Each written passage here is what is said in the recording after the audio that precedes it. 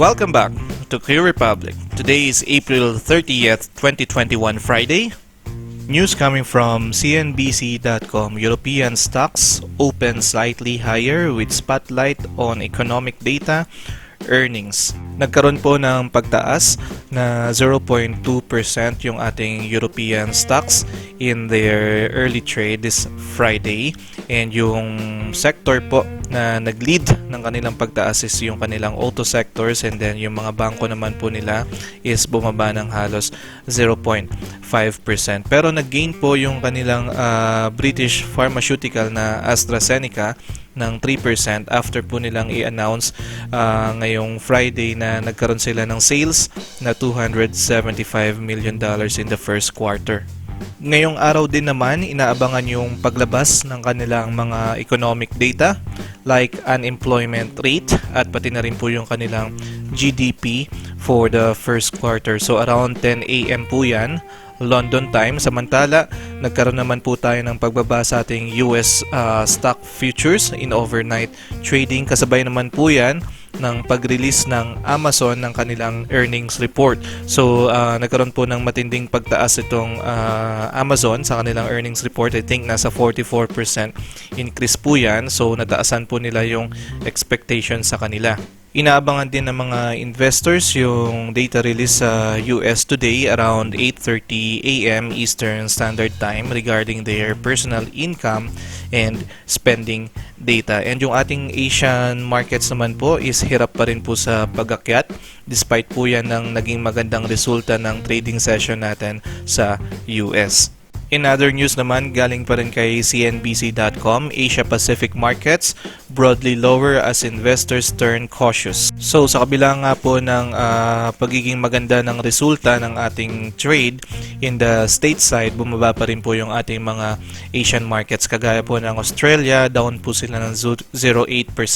Sa Japan naman, down po sila ng 0.83%. And sa China naman po, o yung Chinese mainland natin, down po sila ng 0.81%.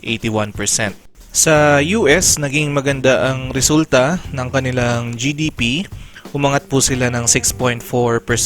Pero sabi po sa article na to na under expectation po yung naging pagtaas na ito. Sabi naman ng isang strategist na si Kim Mundi, itong mga magagandang data like the low interest rates, high GDP, hence, magandang economy ng US ay magiging magandang catalyst din globally. So, kumbaga makakatulong siya mapaganda yung market sentiment across the globe.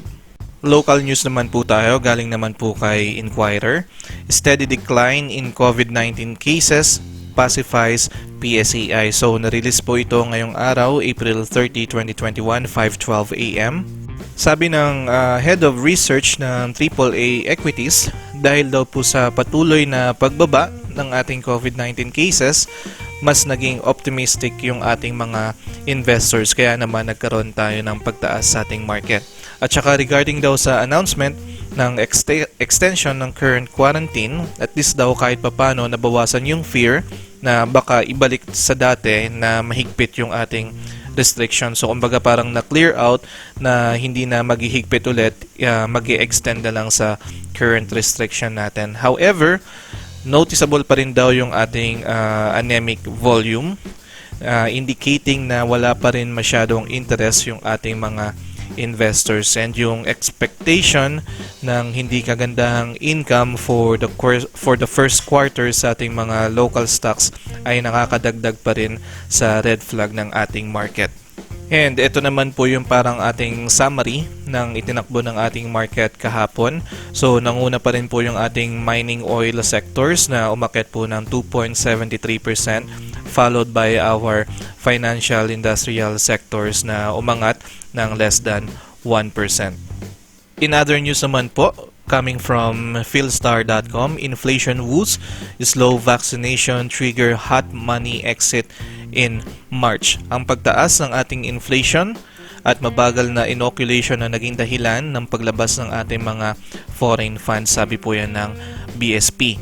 Ngayong March, nakapagtala ng $541 million net outflow or yung tinatawag na short-term withdrawal yung BSP. Mas mataas po ito ng $40 million compared last month. Pero nitong first quarter, ang ating naging net outflow is $483 million. Mataas, pero kung titignan natin sa previous year, kung saan nag-start yung ating pandemic, mas mababa siya compared sa $1.4 billion na outflow last year. So sa ganitong mga klaseng situation like pandemic or any other risk emergence, dito natin nakikita yung galaw ng ating foreign funds. So tinatawag din itong hot money kasi mabilisan talaga yung pag-pull out at malakihan yung figures.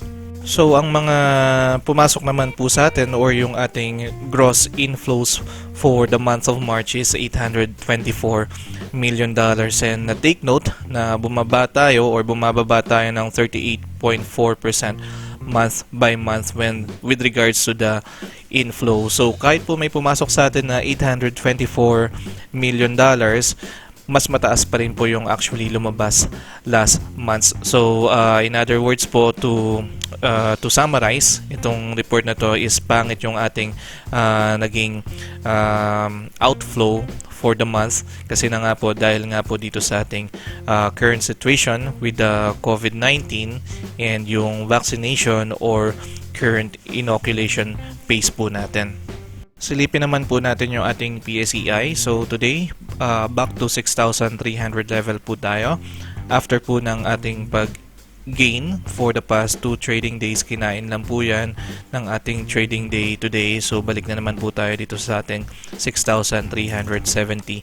And according po dun sa news na binasa natin, marami pa rin pong hindrance kung bakit hindi pa rin po tayo makawala or maka-experience ng pag-gain, and mostly sideways po yung ma-experience natin. That is still because of our current situation with this COVID-19 situation, pati na rin po yung ating mga inoculation or yung ating vaccination pace. Plus yung mga first quarter earnings, in-expect na hindi magiging ganon kagandahan yung ating earnings. So mga sideways pa rin yung ating in-expect. So as of the moment, ito lang yung tinitingnan natin pwedeng ibaba, 6,300 level. Pero syempre, we still need to be cautious kasi ang next level na po natin dyan will be 6,200. Pero according nga dun sa news na binasa natin kanina, globally, itong mga magagandang data or mga catalyst sa United States, yung mga spillover niyan, magbe-benefit din po yung mga markets around the globe. So yan po yung mga babantayan natin, and we are rooting for this 6,300 na hopefully ayan na po yung ating maging last support and magkaroon na po tayo ng pag-bounce back sa ating PSEI. Ang mga stocks na didiscuss naman po natin for today, these are Mega World, Ayala Land, CLI, SMPH, BHI, AC Energy, Merimart, Manila Mining, Apollo Global, DDMP, and Macro Asia. Sa mga bago po nanonood ng video na ito, I'm inviting you to please subscribe on this channel para maging updated po kayo sa mga bagong videos na nilalabas po natin, particularly sa mga news at insights na binibigay po natin sa ating mga stocks. Like and share this video as well para mapagbigay insights din po tayo sa iba. And also, before we proceed, I would just like to say thank you and acknowledge the following people. Maraming salamat, Ruel Taneo, and hopefully makabawi na talaga yung market at marami na po tayo diyang nag-aabang. And hopefully bumaba pa ng tuluyan yung ating mga COVID-19 cases para magkaroon naman ng mas magandang sentiments ang ating mga investors. Keep safe po dyan sa Riyadh, sir. Hello, Ayan. Good job sa Manila Mining mo. Hopefully na sold mo yung ibang shares mo. Then kuha ka na lang ulit sa ilalim if ever. Keep safe po dyan sa France and have a nice day. Hello, Wilson Ong. Thank you and keep safe. Thank you, Ed Andal, and have a nice day. Hello, WPH Luz Viminda from Riyadh. Good to invest naman po both kay Macro Asia and DDMP. Kaya lang, si Macro Asia kasi ngayon hindi pa natin masabi since may flight restrictions pa rin tayo and baka matagalan pa. Ang downside naman kay DDMP is wala pa tayo masyadong data sa technicals niya, pero good price naman siya, kaya I think okay naman si DDMP. Yun nga lang, patience yung need natin kasi we're looking na long consolidation yung pwede mangyari sa kanya. Have a nice day po and keep safe po dyan sa Riyadh. Hello, Adma Bullish. Welcome po sa ating channel. Nakikita naman natin good to invest good to invest ito si AC Energy, especially ngayon maganda yung kanyang earnings. And by the way, si Adma Bullish po ay may YouTube channel din. Suportahan din po natin siya. Our simple subscribe can means a lot for Adma Bullish. Have a great day, sir. Thank you, Johnny Palis, and God bless. Hello, Marian. Thank you and welcome po sa ating comment section. To answer your question, ma'am, okay po mag-avail ng FOO ni ASEN considering na maganda yung kanyang annual report. Thank you, Homer Nang, and have a nice day. Hello, Dongsky. Welcome sa comment section natin and have a nice day po. Thank you, Edna Aquino. God bless you, ma'am, and your family. And thank you, Eller Fontamillas. Hopefully, you will enjoy your weekend, sir. Keep safe po dyan sa Bologna, in Italy. At sa lahat po ng mga nanonood ng ating video for today, maraming salamat po and have a nice day. Mega World close today at 3.15. Meron po tayong gain today kahit papano na 0.32%. Kaya lang, nakikita natin, nagko-consolidate pa rin po tayo kay Mega World in between 3.10 to 3.19. And if we are going to check our indicators, selling pressure pa rin po yung makikita natin. And then mapapansin natin itong si MACD, everyday naman nababawasan yung kanyang selling pressure. Pero the thing is, hindi pa rin po tayo nakaka-breakout dito sa 3.19 or 3.20 area. So we can still say na malakas pa rin yung kanyang selling pressure. So ano po ba yung pwede nating ma-expect by next week? Dito sa kanyang weekly time frame, ito nga po yung pinagko-consolidate natin, 3.10 to 3.19. So since malakas pa rin yung kanyang selling pressure, and dito sa kanyang weekly time frame, nakikita natin it's either bumubutas siya ng or nagbe-breakout siya ng dalawang resistances or nagbe-breakdown siya ng two or more resistances. So kung malakas pa rin yung selling pressure niya, we can actually speculate by next week na bumaba pa siya further dito sa 3 peso area. So itong 3 peso area, siya yung ating support dito sa ating monthly time frame. So makikita natin marami naman tayong mga candlesticks na nagmi-meet dito sa 3 peso area. That's why ayan yung ini-speculate natin na ibababa pa ni Mega World by next week. Kaya lang, yung red flag pa rin na nakikita natin dito kasi sa 12-month time frame, itong candlestick natin sa 2021 already breakdown yung support na ginawa nung 2013. So kumbaga parang hinahabol niya na yung low ni 2013, and then at the same time makita natin ayan yung nagiging resistance noong 2012. So we have a good strong support here. So kung hindi pa rin magmamaterialize itong 3 pesos, yung red flag na nakikita natin, we can still go down further dito sa 2.78. So if we are planning to average down or pumasok sa magandang area dito kay Mega World, ito yung unang support na tinitingnan natin, 3 pesos. And then we will re-evaluate si Mega World kapag nag-breakdown pa siya further. Dito tayo mag-aabang 2.78. So iwasan muna natin mag-average down kay 2.90 or 2.80.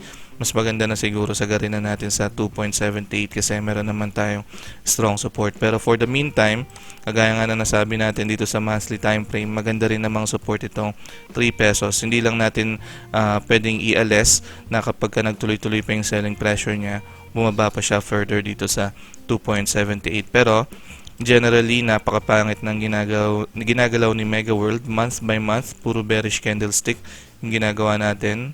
Kinain na po ng mga sellers yung tinaas natin nung December, pati nung November, pati nung December, and pababa nga po tayo dito sa area na to. So check niyo po maigi yung magiging options natin for Mega World.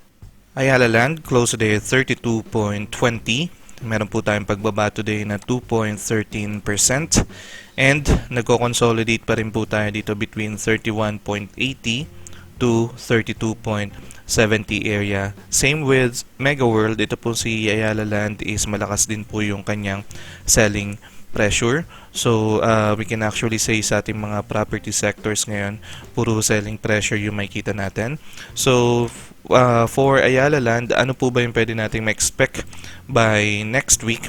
Since meron pa rin tayong selling pressure sa kanya, so tingin tayo dito sa ating weekly time frame. Sa ating weekly time frame naman na, yung kanyang mga indicators is okay na dahil nasa mababang side na siya, agaya dito sa kanyang stochastics, nasa pinakamababa na siya ng oversold area.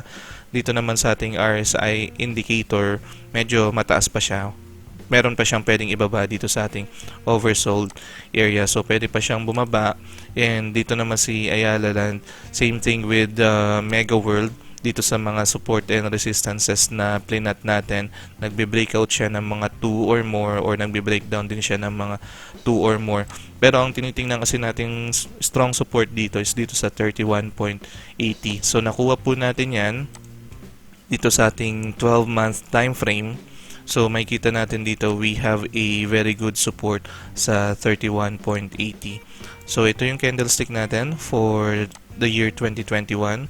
So, tingnan natin, no, yung itinaas ni Ayala Land from the year 2017 hanggang 2019 na minemaintain ng market dito banda sa 44 to 46 pesos is bigla po siyang breakdown suddenly ng market nung nagkaroon tayo ng pandemic. So, ayan lang naman yung nakapagbigay ng sentiment kung bakit tayo nagkaroon ng breakdown. Pero other than that, kung wala namang pandemic, I think mamaintain pa rin natin tong 40 peso area. Pero yun na nga po yung nangyari, na breakdown na siya ng market, and currently nandito na tayo sa inumpisahan nung 2017.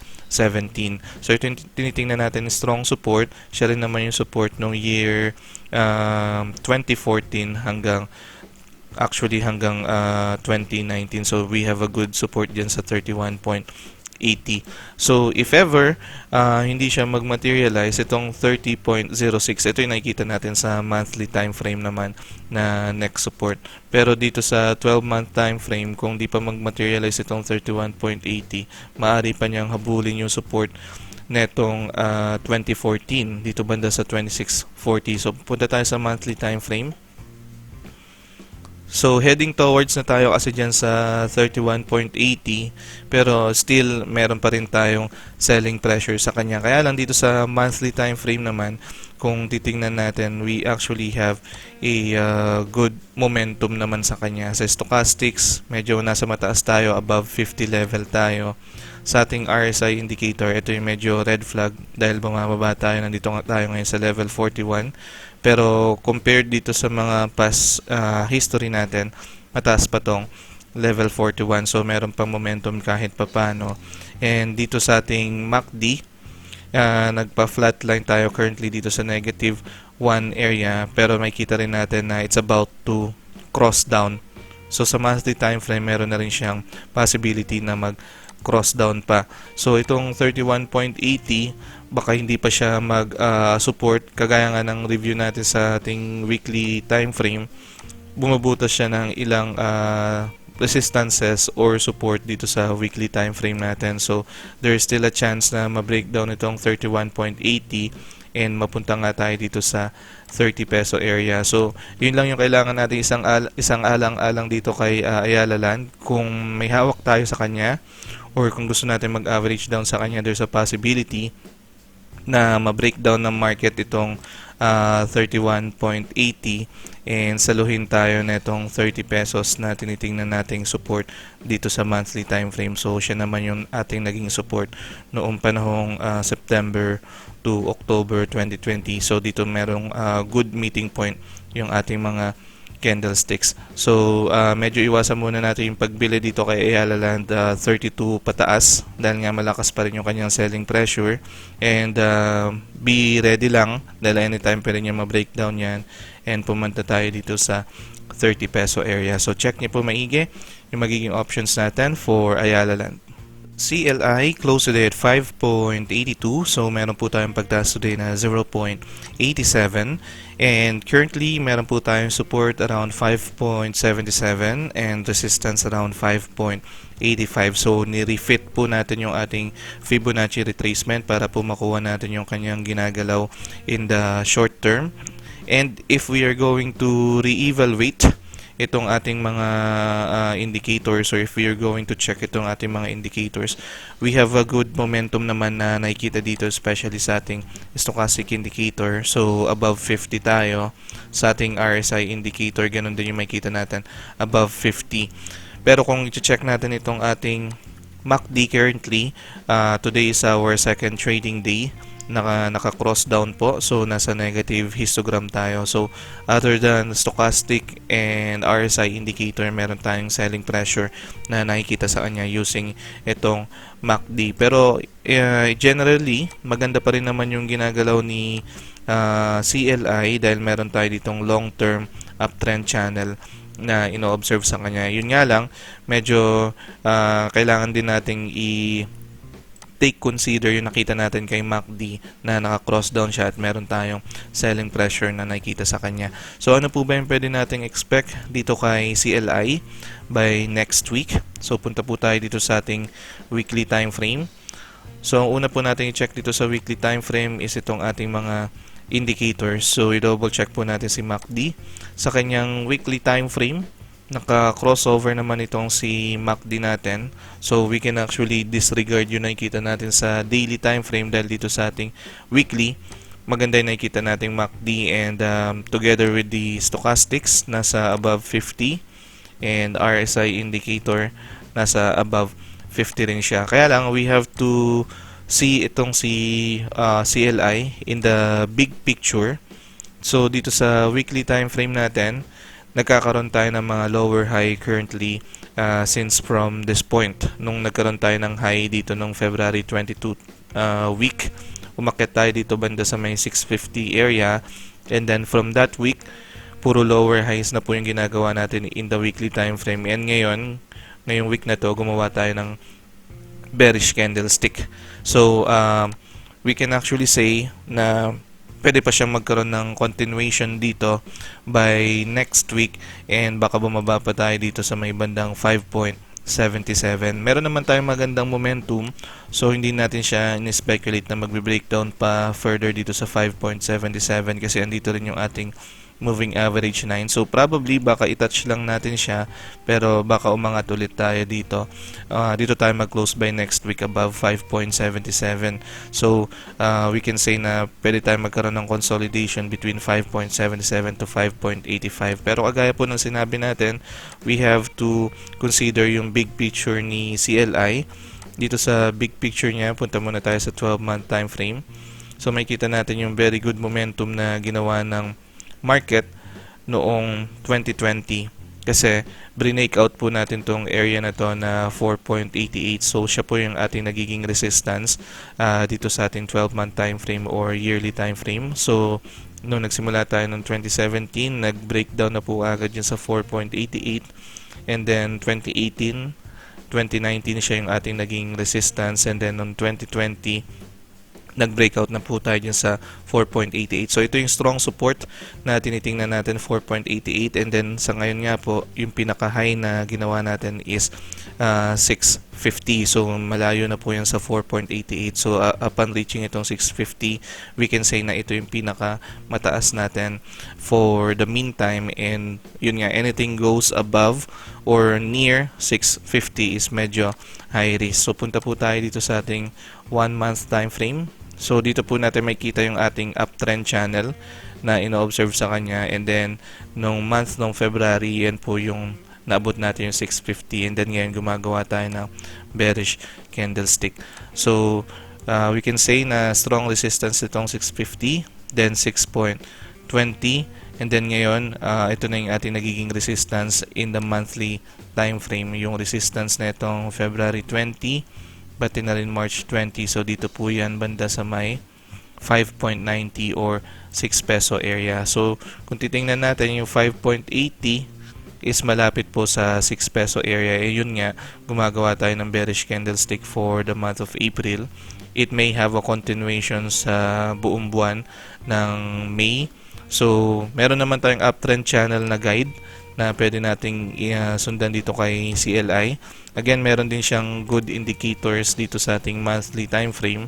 Maganda rin naman yung kanyang histogram na tinatakbo dito. Kaya lang, nakikita natin na pa-pullback yung ginagawa ng market sa kanya currently. So, after netong bounce na ginawa noong February 2021, pullback yung ginagawa natin noong March, April, probably by May then pullback din yung gawin natin hanggang sa medyo dumikit tayo dito sa lower border natin. So nakikita nating safe side ng pag-accumulate ng shares dito is 5.50, pero yung in-speculate natin, pwedeng mag-consolidate muna siya dito 5.70, 5.80 towards down. Consolidation towards down yung nakikita natin kay CLI kung technicals yung pag-uusapan natin, and 5.50 nakikita natin magandang mag-accumulate ng shares or pumasok dito kay CLI in case wala ka pa namang shares dito sa kanya. So revisit nyo po yung trading plan ninyo, and then consider natin si CLI, yung technicals niya sa kanyang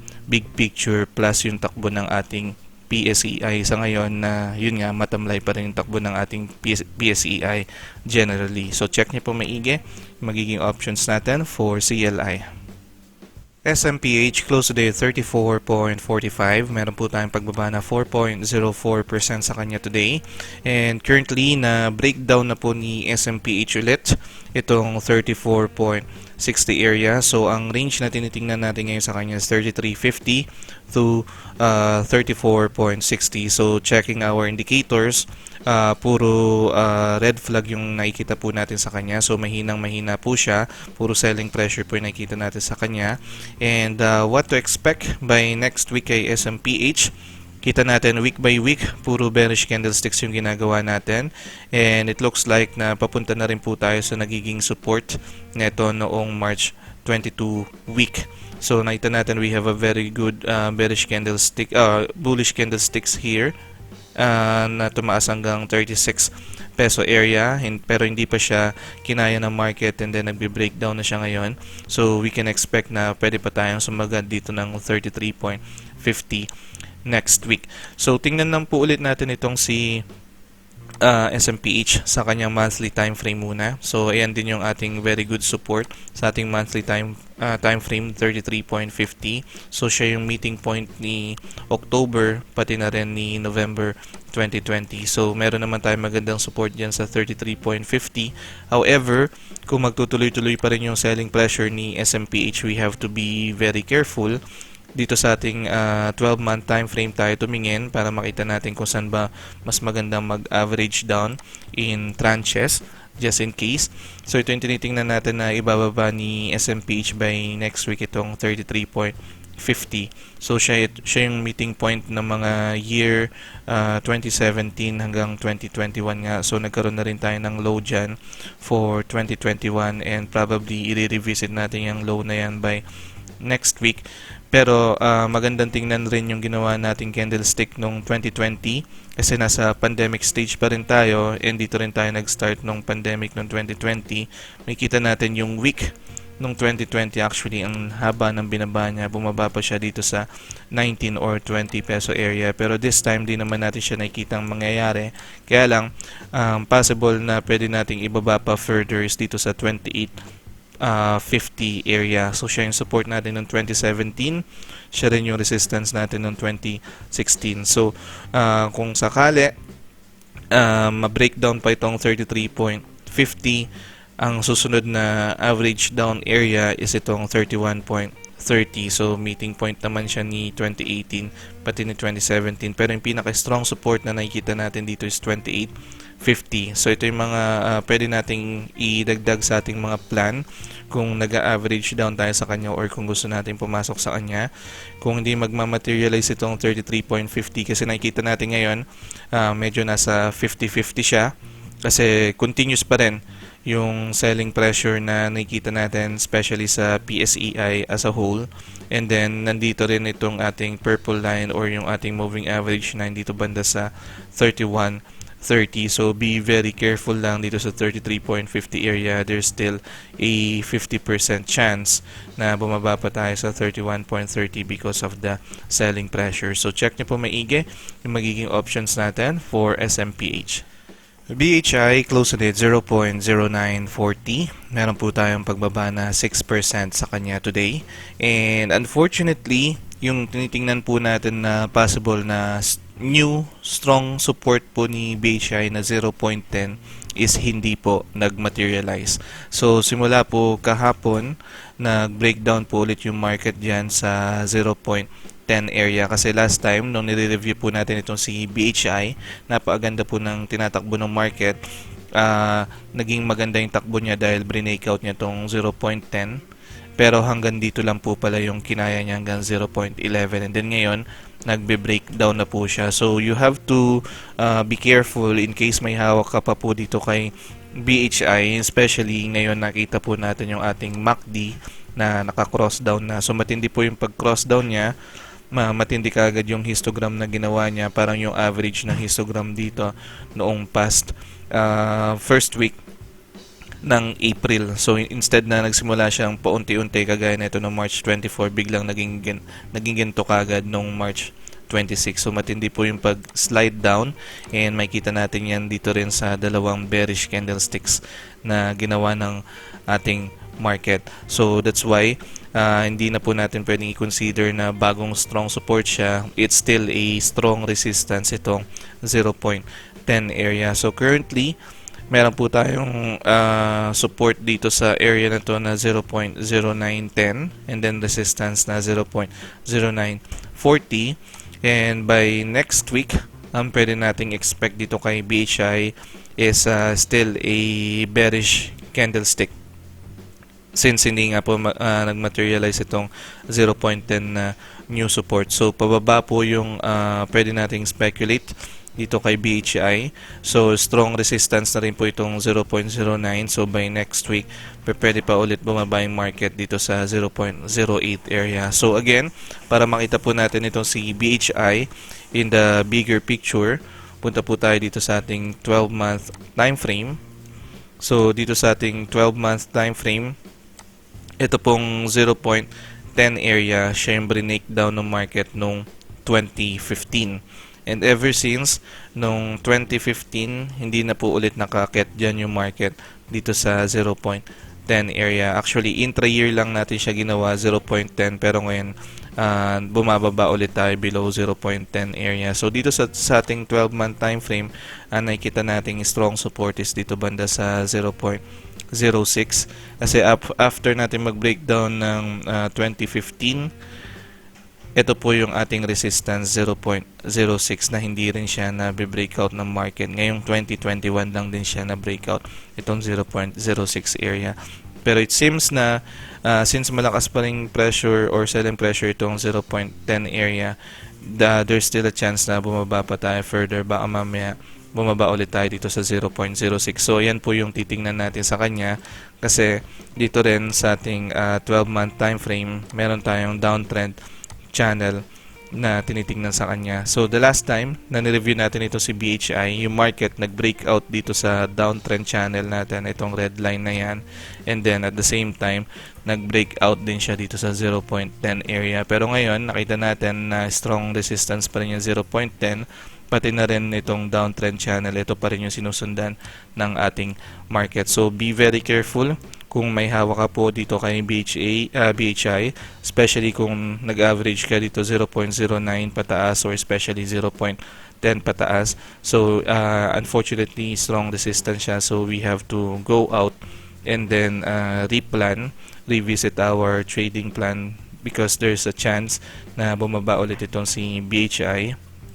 Since may downtrend channel tayo dito, so maximum na pwede nating ibaba dito is 0.06 in the coming months. So hindi naman siya biglaan, unti-unti siya. So ang pwede nating ma-experience dito kay BHI is mga bounce play lang para maabawi tayo sa kanya just in case. So check niyo po maigi yung magiging options natin for BHI. AC Energy closed at 6.80. Meron po tayong pagtaas today na 0.74%.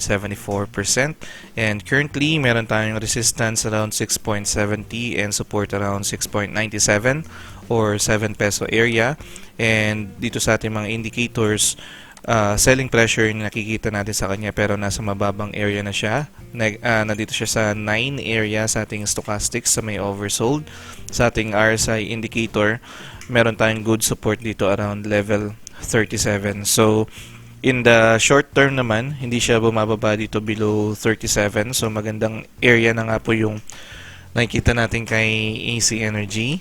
Plus, dito sa kanyang MACD is yung kanyang histogram is nasa medyo mababang area na. Pero last time kasi bumaba pa tayo further dito sa negative 0.13 area. Pero itong si AC Energy, so meron po tayo nakita today na kanyang annual earnings for the year 2020. So napakaganda yung naging income ni AC Energy. So positive po lahat yan. Total revenue niya is 20.44 billion. So ito yung kanyang net income. So maganda namang company itong si AC Energy, maganda yung income. And check po muna natin kung anong possibility na mangyari by next week dito kay AC Energy. Since meron pa rin tayong selling pressure kay AC Energy, and then nakita natin dito sa weekly time frame natin for 3 weeks in a row, puro bearish candlestick yung ginawa natin. We thought na mag-stop siya dito sa 7 pesos kasi siya yung good support natin noong April 5 week. Kaya lang, bumaba pa siya further dito sa 6.70.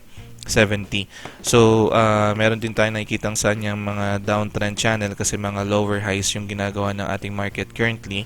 So, since may selling pressure pa, pwede pa siyang bumaba further dito sa may 6.39 or 6.40 area. So kung nagtatry po tayo mag-average down or kung gusto nating pumasok dito kay AC Energy, ayan yung nakikita nating magandang area na 6.40.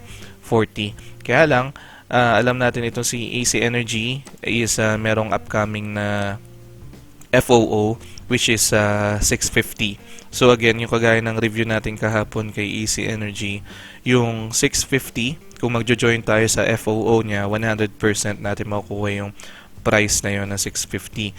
Kung hihintayin naman natin yung market na bumaba dito sa 6.39 or 6.40 area, parang hindi siya ganun ka-sure, hindi siya ganun 100% accurately na bababa dito sa 6.40. So, we never know, baka mag-bounce back agad siya without touching itong 6.40. So, yun yung mga kailangan natin pag-isipan. Pero kung yung tanong natin is kung maganda bang mag-join ng FOO dito kay AC Energy, well, yung company itself is maganda, nakita naman natin yung kanyang revenue. So, it's a matter of kung paano natin atakihin yung or paano natin ipaplano yung trading plan natin or investing plan natin kay AC Energy. Kasi as of the moment, kung titingnan natin siya dito sa 12-month time frame for the year 2020, napakaganda ng ginawa ng market dito kay AC Energy.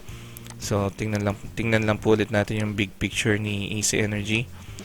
So prior itong candlestick na to na 2020, may kita po natin na dito lang tayo nag-average sa may 2 peso area. For the past years, ayan lang po yung average natin sa 2 peso area. Pero since, yun nga po, magandang company itong sa AC Energy, napataas po siya ng market, na breakout dyan sa 2 peso area. So, ang dami niyang mga possible resistances na break out. And then, yun nga po, hanggang sa meron tayong naging low ngayon, 2021, dito sa may 5.70 area. So, it's also good na mag-join tayo sa FOO, pero we just need to be mindful sa takbo ng market as well. So, yun yung isa sa mga tinitingnan natin dahil nga yung PSEI generally is hindi pa ganun kaganda.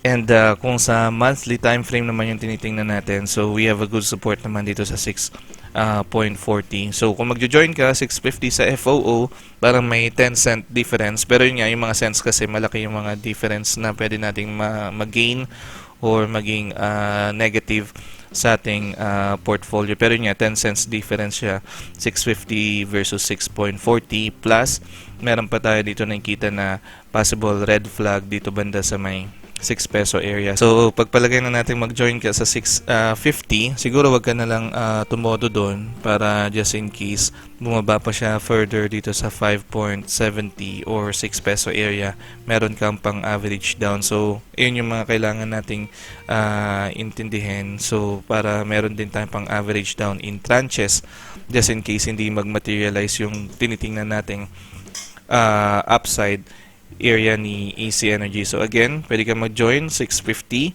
and then kapag nakikita natin bumababa pa siya further, so relax lang, and then alam natin na meron pa siyang pwedeng ibaba further dito sa it's either 6 peso area, magandang area, or 5.70 dahil dito sa ating monthly yung ating moving average na yung nagsusupport naman dito sa ating 5.70. So, depending po sa ating trading plan, so check niyo po maigi yung ating magiging options for AC Energy. Merrimart close today at 5.04. Meron po tayong pagbaba na 0.40% sa kanya. Currently, nagko-consolidate po tayo between 4.89 to 5.18. Kaya lang kung titingnan po natin yung ating mga indicators, malakas pa rin po yung ating selling pressure. Currently, dito sa ating RSI indicator, medyo nasa mataas na area pa tayo. Nandito tayo sa level 41. And nakita natin last time, bumaba pa po tayo further dito sa ating oversold area. Plus yung ating MACD, for trading days na po tayo naka-cross down. Yung ating histogram is medyo nasa mababang area pa compared nung last time na bumaba pa siya further dito sa ating negative 0.2 area. So ano po ba yung pwede nating expect kay Merrimart by next week? Nakita po natin ngayon na gumawa tayo ng bearish candlestick after po niya ng pagtaas niya noong March 29 week hanggang continuation po ng April 12 week. So nagkaroon po tayo dyan ng high na 5.60. And then ngayon si Merrimart or yung ating market is bumababa pa siya further. So nakikita natin there's a good chance na bumaba pa tayo further dito sa 4.50 area, and then nagkaroon nga rin tayo ng low na 4.98. Kumbaga para may glance na tayo na by next week there's a possibility na bumaba ulit tayo dito somewhere near 4.50 area. And yun nakikita naman natin dito kay Merrimart sa kanyang monthly time frame. Meron tayong uptrend channel na ino-observe sa kanya. Yun nga lang, yung ating lower border is nabe-breakdown na siya. So, we may not be able to follow itong uptrend channel na to anymore. And then, ang pwede nating i-speculate sa kanya is that bumaba pa siya further dito sa 4.50. So, ito naman yung nakikita nating magandang area sa kanya kasi ito yung breakout niya noong November 2020.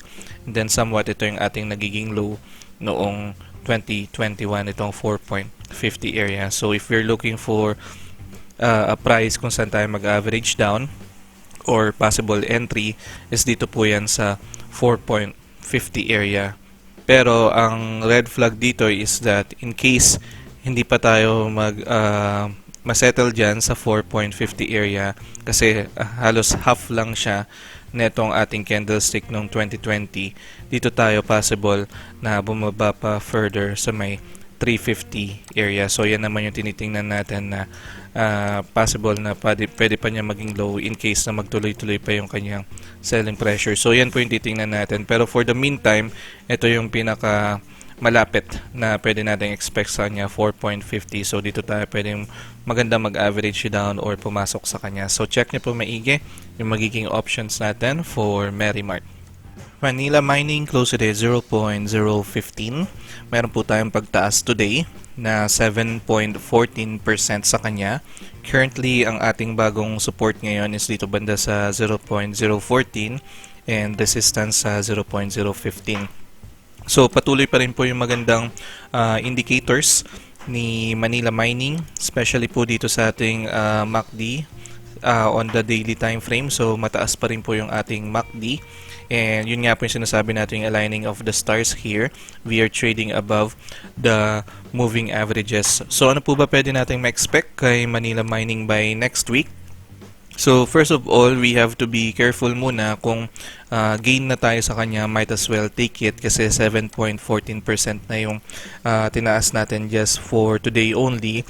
Sa takbo ng ating PSEI, malaking gain na po yan. So malakas yung chance na maraming mag-take profit sa ganyang kalaking gain na 7.14%.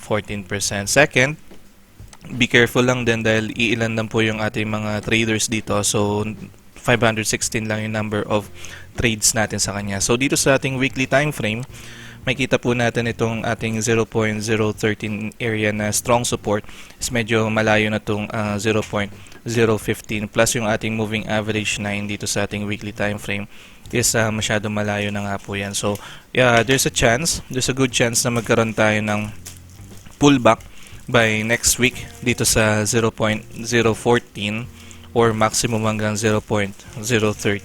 So, yun naman yung chance nating mag-accumulate pa ng shares dito kay Manila Mining once na nag-pullback siya dito sa 14 area, maximum sa level 13 area. So, again, yung ginawa po ng market kay Manila Mining for this year, 2021, is maganda dahil nag-breakout po tayo dito sa ating 0.013 area na siya pong nagiging resistance since nung nagkaroon tayo ng breakdown noong 2015.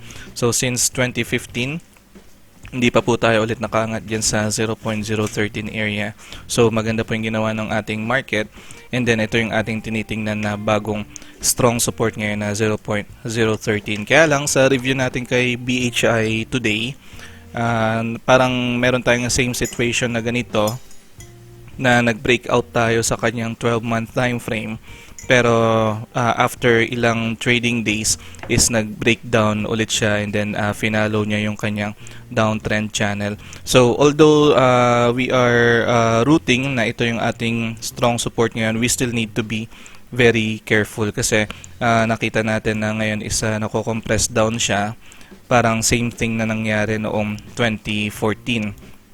So meron tayong bullish candlestick dito. Kaya lang kasi yung pinagkaiba nun from breakdown siya yung ginawa natin nitong 2014 kaya patuloy pa rin siya ng breakdown. Ngayon naman puro breakout yung ginagawa natin. Pero still we still need to be careful dito kay Manila Mining as much as possible. Dikit lang muna tayo dito sa 0.013 area para just in case mag-iba yung takbo niya at bumaba ulit siya dito sa may 0.013 area is exit kagad tayo. Pero sa ngayon, sa tinatakbo ng market, kasi kahit dito sa ating mga indicators, nasa magandang area na siya, nasa oversold area na siya, and then meron siyang normal flow, umakit siya dito sa may overbought, and then bumababa rin siya dito sa ating oversold area. So there's a chance naman na umakit ulit siya dito sa ating overbought versus dun kay BHI na meron siyang resistance dun sa may oversold area lang. So medyo may ibang takbo naman itong si Manila Mining, although we just need to be cautious dito sa 0.013 area. So check niyo po maigi yung magiging options natin for Manila Mining. Apollo Global, close to 0.2030.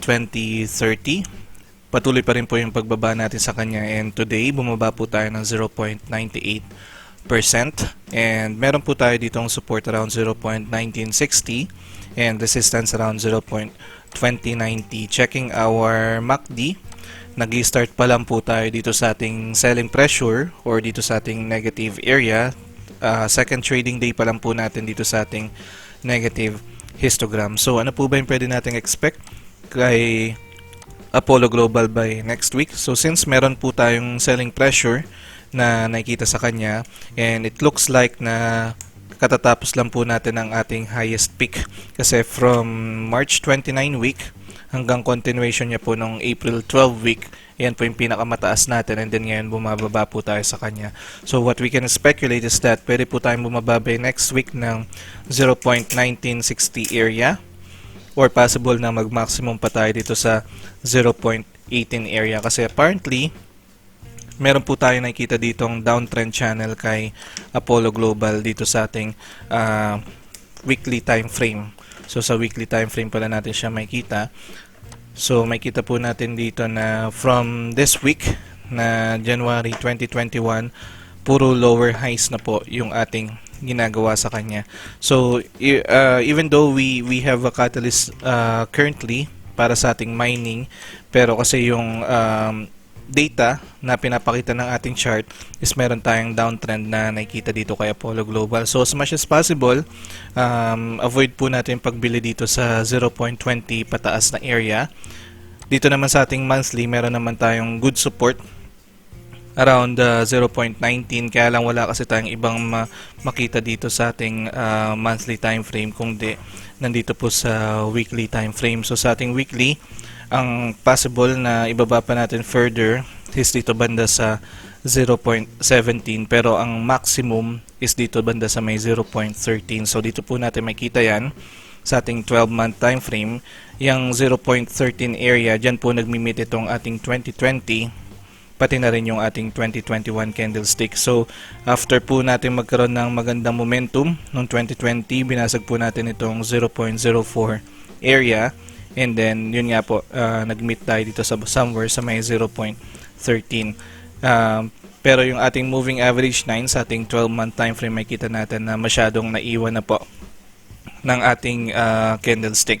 So dito pa rin, ito pa rin yung tinitingnan nating strong support, and then we have to be cautious dito kay Apollo Global kasi yun nga po, mga lower highs yung ginagawa natin sa kanya. So if we are looking for an area to average down, nakikita natin tong 0.19 is medyo weak pa yan, kahit yan yung ating support sa ating monthly time frame, kasi dito sa ating weekly, ang strong support na nakikita natin is dito banda sa 0.17. So maybe in 2 or 3 weeks time, i-revisit po natin yan 0.17 area. So dyan po magandang mag-average down para just in case mag-breakdown pa siya further. Ito naman yung next na ita-target natin ng average down dito banda sa may 0.13. Pero itong 0.17, we have a good chance naman dito sa support na to. So sa ngayon, medyo iwasan muna natin mag-average down dito kay Apollo Global habang bumubuo po siya ng mga bearish candlesticks. And then at the same time, nakita nga natin sa ating daily, nagsisimula pa lang yung kanyang selling pressure. So check niyo po maigi yung magiging options natin for Apollo Global. DDMP closed at 2.08. And kung titingnan po natin yung chart niya, patuloy po yung downtrend na nakikita po natin sa kanya, especially nung pagdating nung April 23rd, pagtapos po nung kanyang cash dividend. So yan po yung ex-date natin. Starting April 23rd, patuloy po yung ating downtrend. And ngayon po, ang ngayong araw is 0.95% pa ngayong ating ibinabasa kanya. So, itong si DDMP, so nandito siya sa IPO natin sa may 2.25 pero hindi nag-materialize and pababa pa po siya. So, we are trading now below the moving average 9, pati na rin po below moving average 20.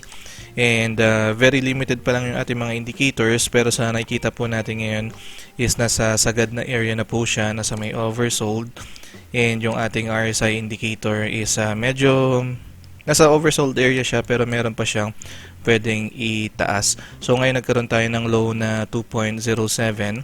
So ano po ba yung pwede nating ma-expect next week dito kay DDMP? So since patuloy pa rin yung kanyang selling pressure, maaring bumaba pa siya further. Ang tinitingnan natin dito na psychological number niya is dito banda sa may 2 pesos. So check po natin yan kung bababa pa ba siya dyan further sa may 2 peso area. Pero sa mga gustong mag-average down or pumasok kay DDMP, observe muna natin siya. Nakita natin for 3 weeks now, dire-diretso yung pagbaba natin. It doesn't mean naman na 100% bababa pa siya dito sa 2 peso area, pero this is a good number just in case kasi limited pa lang yung ating mga technicals dito kay DDMP. So again, unfortunately hindi natin kinaya umangat dito sa ating IPO price and we are heading towards down. Probably pwede pa tayong bumaba dito further sa ating 2 peso area. So check niyo po maigi yung magiging options natin for DDMP. Macro Asia closed at 4.92 and meron po tayong gain today na 2.93%. And kung i-check po natin yung ating mga indicators dito sa ating daily time frame, so we have a good momentum na nakikita sa kanya, especially dito sa ating MACD na naka-crossover po itong ating blue line. So meron tayo ditong positive histogram. Kaya lang we have to double check other pictures as well in order for us to determine kung anong mangyayari dito kay Macro Asia by next week. So dito sa ating weekly time frame, we are trading below the moving average 9, and looking at the chart, lower high po yung kine-create natin, plus yung ating mga indicators saying na meron po tayong selling pressure na nakikita sa kanya. So kung sa daily, naka-crossover yung blue line, dito sa ating weekly, naka-cross down po siya. So meron tayong selling pressure na nakikita sa kanya. So dagdagan na lang din po natin siya ng ating monthly time frame. Dito sa ating monthly time frame, maganda yung nakikita natin dahil may mga higher lows tayong ginagawa sa kanya. Kaya lang upon reaching itong 5.70, nag-resist po tayo dyan, and then ngayon mga bearish candlestick po yung ginagawa natin sa kanya. So it looks like heading towards down na naman po tayo dito sa ating 3.60 area, and we are also trading below the moving average 9 here sa ating monthly time frame.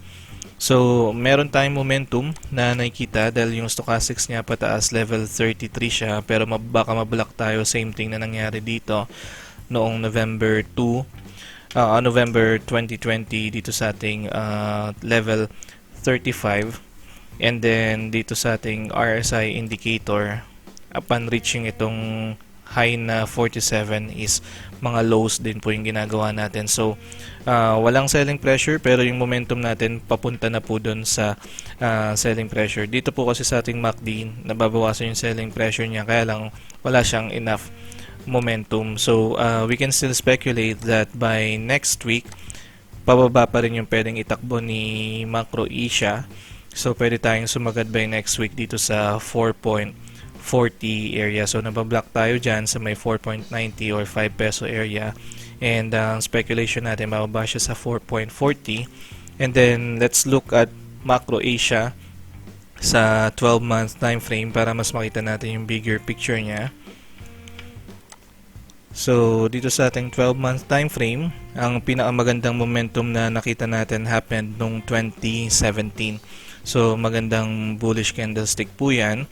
Break out po natin itong 4 peso area na siyang nagiging resistance natin since 1996.